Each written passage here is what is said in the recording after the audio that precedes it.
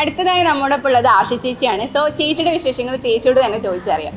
ഈ ഒരു സന്തോഷ നിമിഷത്തിൽ എന്താണ് ചേച്ചിക്ക് പങ്കുവെക്കാനുള്ളത്?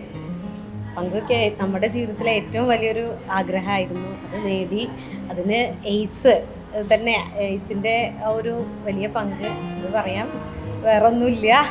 ഈ ഒരു സന്തോഷ നിമിഷത്തിൽ ഏറ്റവും കൂടുതൽ കടപ്പെട്ടിരിക്കുന്നത് ആരോടാണ്?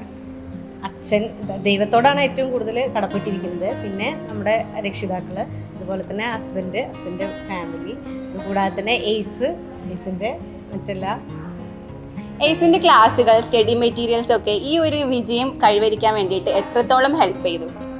നല്ല ഹെൽപ്ഫുള്ളായിരുന്നു. അവരുടെ എല്ലാ സ്റ്റഡി മെറ്റീരിയലും നല്ല ഹെൽപ്ഫുള്ളായിരുന്നു. പ്രത്യേകിച്ച് അവരുടെ ടെക്സ്റ്റ് ബുക്ക്, സ്കൂൾ പാഠപുസ്തകങ്ങളെ ബേസ് ചെയ്തിട്ടുള്ള ചെറിയ ചെറിയ നോട്ടുകൾ ഉണ്ടായിരുന്നു. അതൊക്കെ നല്ല ഉപകാരമായിരുന്നു. നമുക്ക് കൂടുതൽ പെട്ടെന്ന് ടെക്സ്റ്റ് വായിക്കുന്നതിനേക്കാൾ കൂടുതൽ നമുക്ക് പെട്ടെന്ന് അതിലെ പോയിന്റ്സ് വായിച്ചെടുക്കാനും പറ്റും.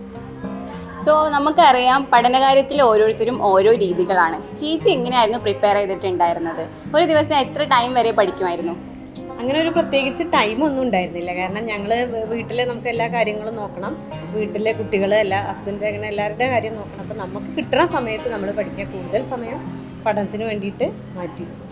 ഇതുപോലെ സർക്കാർ ജോലി സ്വപ്നം കണ്ട് നടക്കുന്നവരോട് ചേച്ചിക്ക് എന്താ പറഞ്ഞു കൊടുക്കാനുള്ളത്?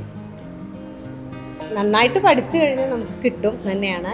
ഇതെൻ്റെ മൂന്നാമത്തെ ചാൻസാണ്. മൂന്നാമത്തെ ചാൻസിലാണ് എനിക്ക് 2 പ്രാവശ്യം സപ്ലിമെൻ്ററി ലിസ്റ്റിൽ വന്നു. പക്ഷേ മൂന്നാമത്തെ ചാൻസിലാണ്, എന്നിട്ട് ഞാൻ എന്ത് ചെയ്യില്ല, പിന്മാറിയില്ല.